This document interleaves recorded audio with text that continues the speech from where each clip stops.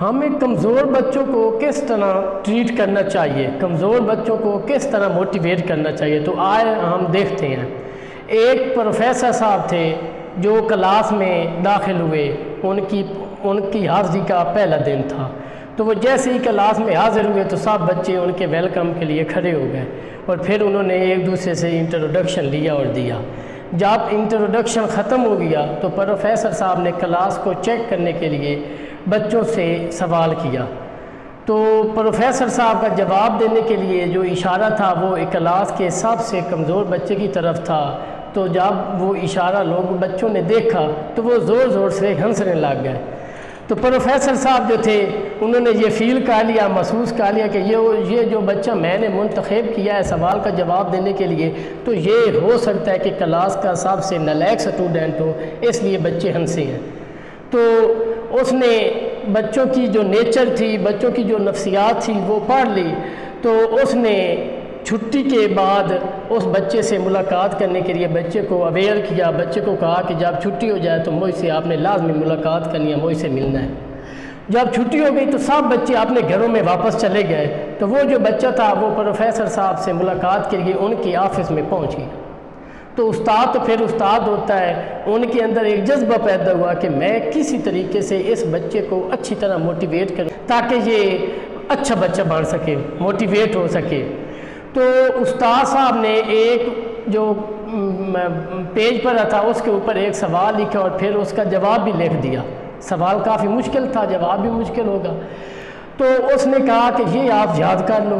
تو کل میں آپ سے یہ سنوں گا۔ تو وہ بچہ گھر چلا گیا، اس نے خوب محنت کی اور وہ سوال جو تھا اس کا جواب اس نے تیار کر لیا۔ دوسرے دن پروفیسر صاحب آتے ہیں تو وہ سب بچوں کی خیر خیریت دریافت کرنے کے بعد وہ سوال کرتے ہیں پوری کلاس سے، اور سوال تھوڑا سا مشکل تھا، تو پوری کلاس کے جو بچے ہوتے ہیں چاہے لائق تھے یا نالائق سب پریشان ہو جاتے ہیں۔ تو ایک ہاتھ اٹھاتا ہے بچہ، وہی کمزور بچہ، جب اس کا ہاتھ اٹھتا ہے تو سب بچے حیران ہو کر اسے دیکھنے لگ جاتے ہیں کہ یہ تو بہت نالائق بچہ تھا، تو یہ سوال بھی مشکل ہے اور اس کا جواب اس کے پاس کیسے ہوگا۔ جب اس نے ہینڈ اوپر کیا تو پروفیسر صاحب نے اسے اٹھایا اور اسے کہا اس سوال کا جواب ہے، تو اس بچے نے فوراً بڑی تیزی سے بڑے کانفیڈنس سے اس سوال کا جواب دیا۔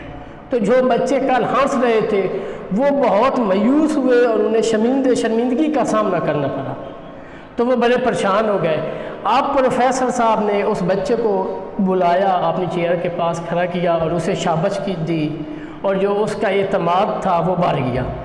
اب پروفیسر صاحب روزانہ یہی مشق دہراتے تھے، اور اس طریقے سے آہستہ آہستہ وہ بچہ جو تھا وہ نالائق سے لائق ہونے لگ گیا، اس کا جو کانفیڈنس تھا وہ بڑھ رہا تھا اور وہ بہت موٹیویٹ ہو رہا تھا۔